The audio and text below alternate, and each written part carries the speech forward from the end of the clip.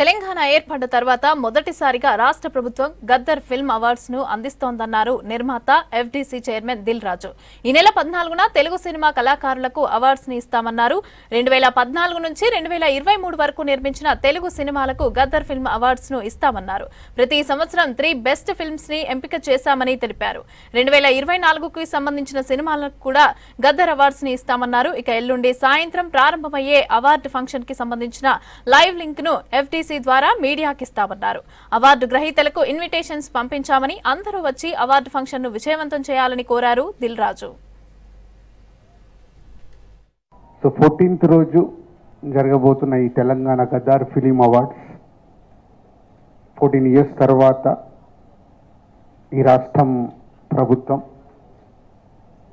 ఈ కార్యక్రమాన్ని పెట్టడం, దాన్ని విజయవంతం చేయాల్సిన రెస్పాన్సిబిలిటీ ఎఫ్డీసీతో పాటు film industry and media.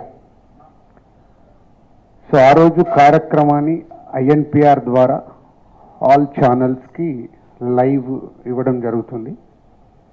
So INPR ద్వారా మీరు కమ్యూనికేట్ చేసుకొని ఆ ఈవెంట్ని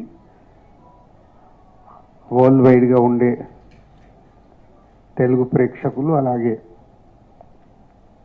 అదర్ లాంగ్వేజ్లు కూడా ఇప్పుడు పాన్ ఇండియా అయిన తర్వాత మన హీరోల సినిమాలు ప్రపంచవ్యాప్తంగా రిలీజ్ అవుతున్నాయి. కాబట్టి ఈ ఈవెంట్ అందరికీ రీచ్ అయ్యేలాగా మీ వంతుగా లైవ్ ప్రోగ్రామ్ని కండక్ట్ చేయాలని ఎఫ్డీసీ ద్వారా కోరుచున్నాం. 6 o'clock ఈవెంట్ షార్ప్గా స్టార్ట్ అవుతుంది. 2014 నుంచి 2023 వరకు every year 3 best films.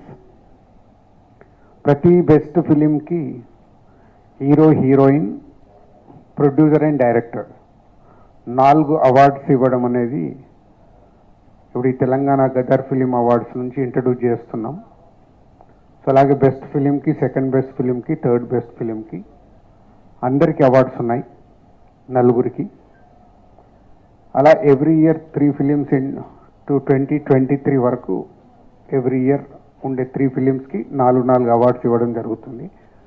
So ఇది చాలామందికి కమ్యూనికేట్ కాలేదని అన్నారు. ఇది కూడా మీడియా మిత్రులు ఇది అందరికీ రీచ్ అయ్యేలాగా చేయాలని కోరుకుంటున్నాను. అలాగే 2024లో ఏవైతే అవార్డ్స్ అనౌన్స్ ఉన్నాయో అవన్నీ అందరికీ ఇన్విటేషన్స్ కూడా ఈరోజు రీచ్ అయ్యాయి.